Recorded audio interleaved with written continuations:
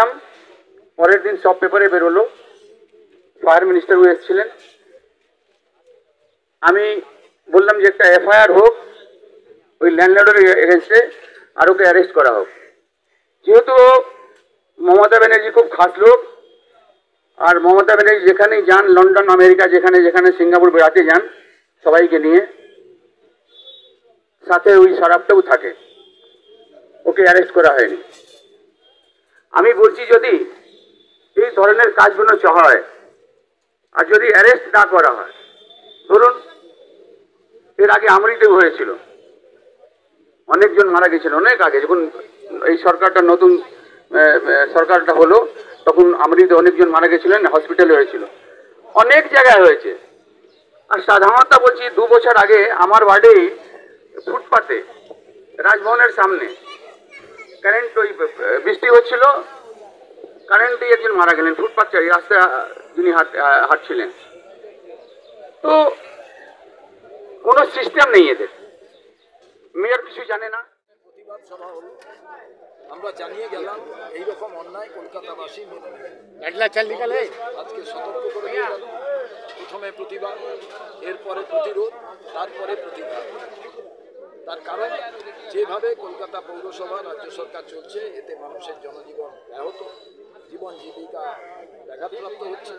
আমরা চাই মানুষ যাতে অন্য রাজ্য থেকে এসে এই রাজ্যের হোটেলে থেকে না মারা যায়। আমরা চাই ব্যবসা যাতে বন্ধ না হয়।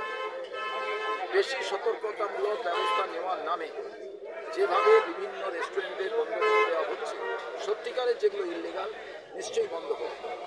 কারণ এই রেস্টুরেন্টগুলোর সঙ্গে অনেক মানুষের জীবন জীবিকা যুক্ত আছে। একই কলকাতায় গাজনি পরিযায়ী শ্রমিকের সংখ্যা বাড়ছে। আমরা চাই যে ছাদ জবরদখল করে ওই ছাদের নিচে যারা বাসিন্দা আছে তাদের কনসেন্ট না নিয়ে যারা মস্তানি করে রেস্টুরেন্ট চালাচ্ছেন সেগুলো বন্ধ করবে। কিন্তু যারা সত্যিকারের কনসেন্ট, হয়তো কিছু ত্রুটি আছে তাদের জন্য প্যাসেজ ভালো না থাকে, অল্টারনেটিভ প্যাসেজ করা যায়, এগুলো সরকার বসে ঠিক করে। অনেক রেস্টুরেন্ট আপনার বন্ধ করা হচ্ছে, ব্যাপারগুলো আপনি কি বলবেন? বললাম তো যে যদি রেস্টুরেন্টগুলো অবৈধ থাকে বন্ধ হোক। এতদিন তাদের লাইসেন্স কে দিয়েছে, কী করে চলছে? এলাকা সুপারভিশন ছিল না, ক্যালকাটা কর্পোরেশন ছিল না, ফায়ার ডিপার্টমেন্ট ছিল না, ফুড অ্যান্ড সাপ্লাই ডিপার্টমেন্ট ছিল না, তাহলে চলছিল কি? কোথাও না কোথাও কেউ বেনিয়ম করেছিল, তাদের অ্যারেস্ট করা হোক। চতুর্গৃহ বানিয়ে রেখেছে, তারপরে কে লাইসেন্স দিয়েছিল? ট্রেড লাইসেন্স কে? ওদের ফায়ার লাইসেন্স দিয়েছিল, যে লোক ইস্যু করেছিল তাদের অ্যারেস্ট হওয়া। আর যদি কেউ এই লাইসেন্স নিয়ে তিনি তারপরে যে ব্যবস্থার মধ্যে দিয়ে অথরিটি লাইসেন্স দিয়েছিলেন তা মানেন, সেগুলো বন্ধ হবে। অনেক ছাদ দেখবেন গুন্ডা মস্তানরা রেস্টুরেন্ট বানিয়ে রেখেছে, নিচে যাদের ফ্ল্যাট বিক্রি করেছে তাদের কথা শোনে না, তারা অবজেকশন দেয়, সেগুলো বন্ধ। কিন্তু যারা সত্যিকারের ছাদ কিনেছে কিংবা যারা বাসিন্দা বা দোকানদার নিচে আছে তারা কনসেন্ট দিয়েছে এবং নিচে ওঠা নামার ক্ষেত্রে লিফট, সিঁড়ি যথেষ্টভাবে ভালো ব্যবস্থা আছে। যদি না থাকে সরকার ভাবুক অল্টারনেটিভ সিঁড়ির কথা ভাবা যায়। এ না হলে তো পশ্চিমবাংলার অর্থনীতি ভেঙে পড়বে, এটা কোনোভাবেই আমরা চাই না। সারা বাংলা জানে কি ঘটনা ঘটেছে, যেটা যে বড় ভাইয়ের কেন্দ্রের মধ্যে যে ঘটনা ঘটেছে, এত বড় ঘটনা, হ্যাঁ, সমস্ত কিছু যাওয়া সবাই জানে, আর নতুন কিছু বলার নেই।